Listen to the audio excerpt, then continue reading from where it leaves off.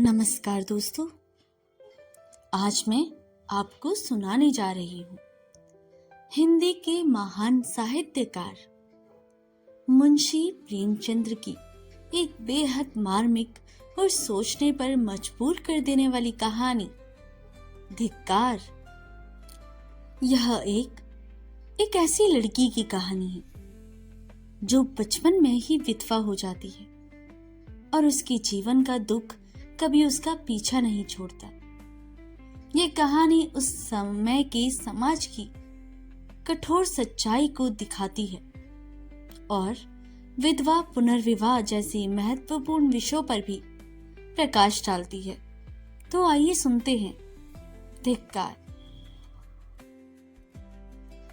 अनाथ और विधवा मानी के लिए जीवन में अब रोने की सिवा दूसरा अवलंब न था। वह 5 वर्ष की थी जब पिता का देहांत हो गया। माता ने किसी तरह उसका पालन किया। 16 वर्ष की अवस्था में मोहल्ले वालों की मदद से उसका विवाह भी हो गया, पर साल के अंदर ही माता और पति दोनों ही विदा हो गए। इस विपत्ति में उसे अपने चचा वशीधर के सिवा कोई और नजर न आया जो उसे आश्रय देता। वशीधर ने अब जो तक व्यवहार किया था उसे यह आशा न हो सकती थी कि वहां वह शांति के साथ रह सकेगी, पर वह सब कुछ सहने और सब कुछ करने को तैयार थी। वह गाली, झिड़की, मारपीट सब सह लेगी। कोई उस पर तो संदेह ना करेगा, उस पर तो मिथ्या लांछन ना लगाएगा। शोधों और लुच्चों से तो उसकी रक्षा होगी। वशीधर को कुल मर्यादा की कुछ चिंता हुई। मानी की याचना को अस्वीकार ना कर सके, लेकिन 2-4 महीने में ही मानी को मालूम हो गया कि इस घर में बहुत दिनों तक उसका निबाह ना होगा। वह घर का सारा काम करती, इशारों पर नाचती, सबको खुश रखने की कोशिश करती, पर ना जाने क्यों चचा और चाची दोनों उससे जलते रहते। उसके आते ही मेहरी अलग कर दी गई। नहलाने धुलाने के लिए एक लौंडा था, उसे भी जवाब दे दिया गया, पर मानी से उतना उबार होने पर भी चचा और चाची ना जाने क्यों उससे मुंह फुलाए रहते। कभी चचा घुड़कियां जमाते तो कभी चाची कोसती। यहाँ तक कि उसकी चचेरी बहन ललिता भी बात बात पर उसे गालियां देती। घर भर में केवल उसके चचेरे भाई गोकुल ही को उससे सहानुभूति थी। उसी की बातों में वह कुछ स्नेह का परिचय मिलता। वह अपनी माता का स्वभाव जानती थी। अगर वह उसे समझाने की चेष्टा करता या खुल्लम खुल्ला मानी का पक्ष लेता तो मानी को एक घड़ी घर में रहना कठिन हो जाता। इसलिए उसकी सहानुभूति मानी को ही दिलासा देने के लिए तक रह जाती। वह कहता, बहन, मुझे कहीं नौकर हो जाने दो, फिर तुम्हारे कष्टों का अंत हो जाएगा। तब देखूंगा कौन तुम्हें तिरछी आंखों से देखता है। जब तक पढ़ता हूं तभी तक तुम्हारे बुरे दिन हैं। मानी ये स्नेह में डूबी हुई बात सुनकर पुलकित हो जाती और उसका रोऊं रोऊं गोकुल को आशीर्वाद देने लगता। आज ललिता का विवाह है। सवेरे से ही मेहमानों का आना शुरू हो गया है। गहनों की झनकार से घर गूंज रहा है। मानी भी मेहमानों को देख देख कर खुश हो रही है। उसकी देह पर कोई आभूषण नहीं है और न उसे सुंदर कपड़े ही दे दिए गए हैं, फिर भी उसका मुख प्रसन्न है। आधी रात हो गई थी। विवाह का मुहूर्त निकट आ गया था। जनवासे की चढ़ावे की चीजें आई। सभी औरतें उत्सुक हो होकर उन चीजों को देखने लगी। ललिता को आभूषण पहनाए जाने लगे। मानी के हृदय में बड़ी इच्छा हुई कि जाकर वधू को देखे। अभी कल जो बालिका थी उसे आज वधू वेश में देखने की इच्छा ना रोक सकी। वह मुस्कुराती हुई कमरे में घुसी। सहसा उसकी चाची ने झिड़क कर कहा, तुझे यहाँ किसने बुलाया था? निकल जा यहाँ से। मानी ने बड़ी बड़ी यातनाएं सही थी, पर आज की वह झिड़की उसके हृदय में बाण की तरह चुभ गई। उसका मन उसे धिक्कारने लगा। तेरे छिछोरेपन का यही पुरस्कार है। यहाँ सुहागिनों के बीच में तेरे आने की क्या जरूरत थी? वह खिसियाई हुई कमरे से निकली और एकांत में बैठकर रोने के लिए ऊपर जाने लगी। सहसा जीने पर उसकी इंद्रनाथ से मुठभेड़ हो गई। इंद्रनाथ गोकुल का सहपाठी और परम मित्र था। वह भी न्योते में आया हुआ था। इस वक्त गोकुल को खोजने के लिए ऊपर आया था। मानी को वह 2 बार देख चुका था और यह भी जानता था कि यहाँ उसके साथ बड़ा दुर्व्यवहार किया जाता है। चाची की बातों को भनक उसके कानों में भी पड़ गई थी। मानी को ऊपर जाते देखकर वह उसके चित्त का भाव समझ गया और उसे सांत्वना देने के लिए ऊपर आया, मगर दरवाजा भीतर से बंद था। उसने किवाड़ की दरार से भीतर झांका। मानी मेज के पास खड़ी रो रही थी। उसने धीरे से कहा, मानी, मानी, द्वार खोल दो। मानी उसकी आवाज सुनकर कोने में छिप गई और गंभीर स्वर में बोली, क्या काम है? बोलो, क्या काम है मुझसे? इंद्रनाथ ने गदगद स्वर में कहा, तुम्हारे पैरों पड़ता हूं मानी, दरवाजा खोल दो। यह स्नेह में डूबा हुआ विनय मानी के लिए अभूतपूर्व था। इस निर्दयी संसार में कोई उसे ऐसी विनती भी कर सकता है? इसकी उसने स्वप्न में भी कल्पना न की थी। मानी ने कांपते हुए हाथों से द्वार खोल दिया। इंद्रनाथ झपट कर कमरे में घुसा। देखा कि छत से पंखे के कड़े से एक रस्सी लटक रही है। उसका हृदय कांप उठा। उसने तुरंत जेब से चाकू निकालकर रस्सी काट दी और बोला, क्या करने जा रही थी मानी? जानती हो इस अपराध का क्या दंड है? मानी ने गर्दन झुकाकर कहा, इस दंड से कोई और दंड कठोर हो सकता है। जिसकी सूरत से लोगों को घृणा है, उसे मरने के लिए भी अगर कठोर दंड दिया जाए तो मैं यही कहूंगी कि ईश्वर के दरबार में न्याय का नाम भी नहीं है। तुम मेरी दशा का अनुभव नहीं कर सकते। इंद्रनाथ की आंखें सजल हो गई। मानी की बातों में कितना कठोर सत्य भरा हुआ था। बोला, सदा ये दिन नहीं रहेंगे मानी। अगर तुम यह समझ रही हो कि संसार में तुम्हारा कोई नहीं है, तो यह तुम्हारा भ्रम है। संसार में कम से कम एक मनुष्य ऐसा है जिसे तुम्हारे प्राण अपने प्राणों से भी प्यारे हैं। सहसा गोकुल आता हुआ दिखाई दिया। मानी कमरे से निकल गई। इंद्रनाथ के शब्दों ने उसके मन में एक तूफान सा उठा दिया। उसका क्या आशय है, यह उसकी समझ में ना आया। फिर भी आज उसे अपना जीवन सार्थक मालूम हो रहा था। उसे अंधकार में जीवन में एक प्रकाश का उदय हो गया।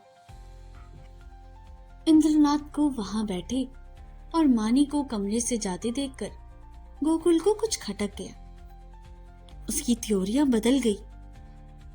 कठोर स्वर में बोला, तुम यहाँ कब आए? इंद्रनाथ ने अविचलित भाव से कहा, तुम्ही को खोजता हुआ यहाँ आया था। तुम यहाँ ना मिले तो नीचे लौटा जा रहा था। अगर चला गया होता तो इस वक्त तुम्हें यह कमरा बंद मिलता और पंखे कड़े में एक लाश लटकती हुई नजर आती। गोकुल ने समझा यह अपने अपराध को छिपाने के लिए बहाना निकाल रहा है। तीव्र कंठ से बोला, तुम यह विश्वासघात करोगे? मुझे ऐसी आशा ना थी। इंद्रनाथ का चेहरा लाल हो गया। वह आवेश में खड़ा हो गया और बोला, न मुझे यह आशा थी कि तुम मुझ पर इतना बड़ा लांछन रख दोगे। मुझे ना मालूम था कि तुम मुझे इतना नीच और कुटिल समझते हो। मानी तुम्हारे लिए तिरस्कार की वस्तु हो, मेरे लिए वह श्रद्धा की वस्तु है और रहेगी। मुझे तुम्हारे सामने अपनी सफाई देने की कोई जरूरत नहीं है, लेकिन मानी मेरे लिए उसे कहीं पवित्र है जितनी तुम समझते हो। मैं नहीं चाहता था कि इस वक्त मैं तुमसे ये बात कहूं। इसके लिए और अनुकूल परिस्थिति की राह देख रहा था, लेकिन मामला आ पड़ने पर कहना ही पड़ रहा है। मैं यह तो जानता हूं कि मानी का तुम्हारे घर में कोई आदर नहीं, लेकिन तुम लोग उसे इतना नीच और त्याग समझते हो। यह आज तुम्हारी माता जी की बातें सुनकर मालूम हुआ। केवल इतनी सी बात के लिए वह चढ़ावे के गहने देखने चली गई थी। तुम्हारी माता ने उसे बुरी तरह झिड़का, जैसे कोई कुत्ते को बिना झिड़केगा। तुम कहोगे इससे मैं क्या करूं? मैं क्या ही कर सकता हूं। जिस घर में एक अनाथ स्त्री पर इतना अत्याचार हो, उस घर का पानी पीना भी हराम है। अगर तुमने अपनी माता को पहले ही दिन समझा दिया होता तो आज यह नौबत ना आती। तुम इस इल्जाम से कहीं बच सकते। तुम्हारे घर में आज उत्सव है। मैं तुम्हारे माता पिता से कुछ बातचीत नहीं कर सकता, लेकिन तुमसे कहने में संकोच नहीं कि मानी को मैं अपनी जीवन सहचरी बनाकर अपने को धन्य समझूंगा।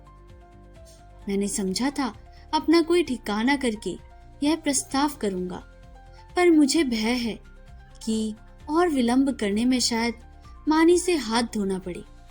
इसलिए तुम्हें और तुम्हारे घर वाले को चिंता से मुक्त करने के लिए आज मैं यह प्रस्ताव किए देता हूं।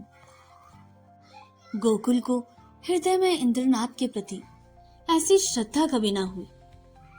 उस पर ऐसा संदेह करके वह बहुत ही लज्जित हुआ।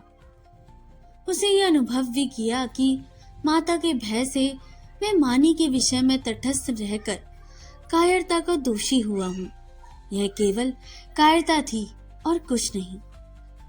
कुछ झेपता हुआ बोला, अगर अम्मा ने मानी को इस बात पर झिड़का तो वह उनकी मूर्खता है। मैं उनसे अवसर मिलते ही पूछूंगा। इंद्रनाथ, अब पूछने पाछने का समय निकल गया। मैं चाहता हूं कि तुम मानी से इस विषय में सलाह करके मुझे बतला दो। मैं नहीं चाहता कि अब वह यहाँ एक क्षण भी रहे। मुझे आज मालूम हुआ कि वह गृहिणी प्रकृति की स्त्री है, और सच पूछो तो मैं उसके स्वभाव का मुग्ध हो गया हूँ। ऐसी स्त्री अत्याचार नहीं सह सकती। गोकुल ने डरते डरते कहा, लेकिन तुम्हें मालूम है वह विधवा है। जब हम किसी को हाथों अपना असाधारण हित होते हुए देखते हैं तो हम अपनी सारी बुराइयां उसके सामने खोलकर रख देते हैं। हम उसे दिखाना चाहते हैं कि हम आपकी कृपा के सर्वार्थ योग्य नहीं है। इंद्रनाथ ने मुस्कुराकर कहा, मैं जानता हूं, सुन चुका हूं, और इसलिए तुम्हारे बापूजी से कुछ कहने का मुझे अब तक साहस नहीं हुआ। लेकिन ना जानता तो भी इसका मेरे निश्चय पर कोई असर न पड़ता। मानी विधवा ही नहीं, अछूत हो। उनसे भी गई बीती अगर कुछ हो सकती है वह भी हो। फिर भी मेरे लिए वह रमणीय रत्न है। हम छोटे छोटे कामों के लिए तजुर्बेकार आदमी खोजते हैं, जिसके साथ हमें जीवन यात्रा करनी है। उसमें तजुर्बे का होना ऐब समझते हैं। मैं न्याय का गला घोटने वालों में नहीं हूँ। विपत्ति से बढ़कर तजुर्बा सिखाने वाला कोई विद्यालय आज तक नहीं खुला, जिसने इस बात विद्यालय में डिग्री ले ली। उसके हाथों में हम निश्चिंत होकर जीवन की बागडोर दे सकते हैं। किसी रमणी का विधवा होना मेरी आंखों में दोष नहीं, गुण है। गोकुल ने पूछा, लेकिन तुम्हारे घर के लोग? इंद्रनाथ ने प्रसन्न होकर कहा, मैं अपने घर वालों को इतना मूर्ख नहीं समझता कि वे इस विषय में आपत्ति करेंगे। लेकिन वे आपत्ति भी करें तो भी मैं अपनी किस्मत अपने हाथ में ही रखना पसंद करता हूँ। मेरे बड़ों का मुझ पर अनेकों अधिकार है। बहुत सी बातों में उनकी इच्छा को कानून समझता हूँ, लेकिन जिस बात को मैं अपनी आत्मा के विकास के लिए शुभ समझता हूँ, उससे मैं किसी को दबाना नहीं चाहता। मैं इस गर्व का आनंद उठाना चाहता हूँ कि मैं स्वयं अपने जीवन का निर्माता हूँ। गोकुल ने कुछ शंकित होकर कहा, और अगर मानी ना मंजूर करे? इंद्रनाथ को यह शंका बिल्कुल निर्मूल जान पड़ी। बोले, तुम इस समय बच्चों की सी बातें कर रहे हो गोकुल। यह मानी हुई बात है कि मानी आसानी से मंजूर न करेगी। वह इस घर में ठोकरें खाएगी, झिड़कियां सहेगी, गालियां सुनेगी, पर इसी घर में ही रहेगी। युगों के संस्कारों को मिटा देना आसान नहीं है, लेकिन हमें उसको राजी करना पड़ेगा।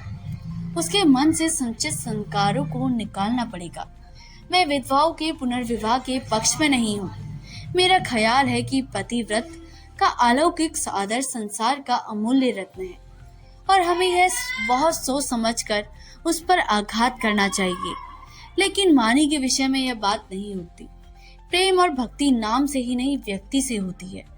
जिस पुरुष को उसने सूरत भी नहीं देखी, उससे उसे प्रेम नहीं हो सकता। केवल रस्म की बात है। इस आडंबर की, इस दिखावे की हमें परवाह नहीं करनी चाहिए। देखो, शायद तुम्हें कोई बुला रहा है। मैं भी जा रहा हूँ। 2-3 दिन में फिर मिलूंगा।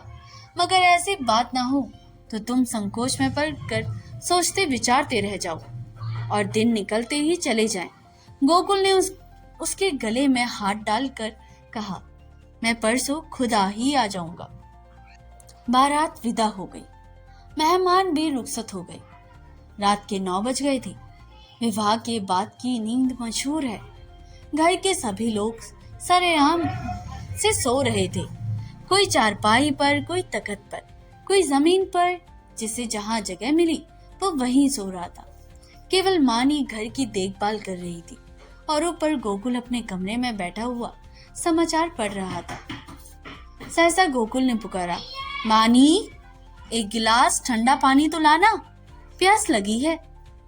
मानी पानी लेकर ऊपर गई और मेज पर पानी रखकर लौटाना ही चाहती थी कि गोकुल ने कहा, जरा ठहरो मानी, तुमसे कुछ बात कहना है। मानी ने कहा, अभी फुर्सत नहीं है भाई, सारा घर सो रहा है। कहीं कोई घुस जाए तो लोटा थाली भी न बचेगा। गोकुल ने कहा, घुस आने दो। मैं तुम्हारी जगह होता तो चोरों से मिलकर चोरी करवा देता। मुझे इसी वक्त इंद्रनाथ से मिलना है। मैंने उससे आज मिलने का वचन दिया है। देखो, संकोच मत करना। जो बात पूछ रहा हूँ उसका जल्द से उत्तर देना। देर होगी तो वह घबराएगा। इंद्रनाथ को तुमसे प्रेम है, यह तो तुम जानती हो ना। मानी ने मुंह फेरकर कहा, यही बात करने के लिए बुलाया था मुझे? मैं नहीं जानती। गोकुल, खैर, यह वह जाने या तुम जानो, वह तुमसे विवाह करना चाहता है। वैदिक रीति से विवाह होगा। तुम्हें स्वीकार है? मानी की गर्दन शर्म से झुक गई। वह कुछ जवाब न दे सकी। गोकुल ने फिर कहा, दादा और अम्मा से यह बात नहीं कही गई। इसका कारण तो तुम जानती ही हो। वह तुम्हें घुड़कियां दे देकर जला जला कर चाहे मार डाले, पर विवाह करने की सहमति कभी नहीं देंगे। इससे उनकी नाक तो कट जाएगी, इसलिए अब उसका निर्णय तुम्हारे ऊपर ही है। मैं तो समझाता हूँ, तुम्हें स्वीकार कर लेना चाहिए। इंद्रनाथ तुमसे प्रेम करता ही है। यो भी निशंकलक चरित्र का आदमी और बला का दिलेर है। वह तो उसे छू ही नहीं सकेगा। तुम्हें सुखी देखकर मुझे सच्चा आनंद होगा। मानी के हृदय में एक वेग उठ रहा था, मगर मुंह से आवाज न निकली। गोकुल ने सबकी झीक कर कहा, देखो मानी, यह चुप रहने का समय नहीं है। क्या सोचती हो? मानी ने कांपते हुए स्वर में कहा। हाँ। गोकुल के हृदय का बोझ हल्का हो गया। मुस्कुराने लगा। मानी शर्म के मारे वहां से भाग गई। शाम को गोकुल ने अपनी माँ से कहा, अम्मा, इंद्रनाथ के घर आज कोई उत्सव है। उनकी माता अकेली घबरा रही थी कि कैसे वह सब काम करेगी। मैंने कहा, मैं मानी को कल भेज दूंगा। तुम्हारी आज्ञा हो तो मानी को पहुंचा दूं। कल परसों तक चली जाएगी। मानी उसी वक्त वहां आ गई। गोकुल ने उसकी ओर कनखियों से ताका। मानी लज्जा से लड़ गई। भागने का रास्ता ना मिलता। माँ ने कहा, मुझसे क्या पूछते हो? वह जाए तो ले जाए। गोकुल ने मानी से कहा, कपड़े पहनकर तैयार हो जाओ, तुम्हें इंद्रनाथ के घर जाना है। मानी ने आपत्ति की, मेरा जी अच्छा नहीं है, मैं न जाऊंगी। गोकुल की माँ ने कहा, चली क्यों नहीं जाती? कि यार वहां कोई पहाड़ खोदना है। मानी एक सफेद साड़ी पहने तांगे पर बैठ गई तो उसका हृदय कांप रहा था और बार बार आंखों में आंसू भर जाते थे। उसका हृदय बैठा जाता था, मानो नदी में डूबने जा रही हो। तांगा कुछ दूर निकल गया तो उसने गोकुल से कहा, भैया, मेरा जी ना जाने का कैसा हो रहा है। घर चलो, तुम्हारे पैर पड़ती हूँ। गोकुल ने कहा, तू पागल है? वहां सब लोग तेरी राह देख रहे हैं और तू कहती है घर लौट चल। मानी, मेरा मन कहता है कि कोई अनिष्ट होने वाला है। गोकुल, और मेरा मन कहता है तू रानी बनने जा रही है। मानी, 10-5 दिन ठहर क्यों नहीं जाते? कह देना मानी बीमार है। गोकुल, पागलों सी बात ना करो मानी, लोग कितना हंसेंगे। गोकुल, मैं शुभ कार्य में किसी की हंसी की परवाह नहीं करता। मानी, अम्मा तुम्हें घर में ना घुसने देगी। मेरे कारण तुम्हें भी झिझकियां मिलेंगी। गोकुल, इसकी कोई परवाह नहीं है, उनकी तो ये आदत ही है। तांगा पहुंच गया। इंद्रनाथ की माता विचारशील महिला थी।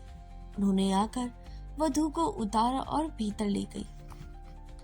गोकुल वहां से चला गया तो 11 बज रही थी। एक और तो शुभ कार्य के पूरा करने का आनंद था, दूसरी ओर भय था कि कल मानी ना जाएगी तो लोगों को क्या जवाब दूंगा। उसने निश्चय किया कि चलकर साफ साफ कह दूं। छिपाना व्यर्थ है। आज नहीं कल, कल नहीं परसों, तो सब कुछ कहना ही पड़ेगा। क्यों ना आज ही कह दूं। यह निश्चय करके मैं घर में दाखिल हुआ। माता ने किवाड़ खोलते हुए कहा, इतनी रात तक क्या करने लगे? उसे भी क्यों ना लेते आए? कल सवेरे चौका बर्तन कौन करेगा? गोकुल ने सिर झुकाकर कहा, वह तो अब शायद लौट कर ना आए अम्मा, उसके वहीं रहने का प्रबंध हो गया है।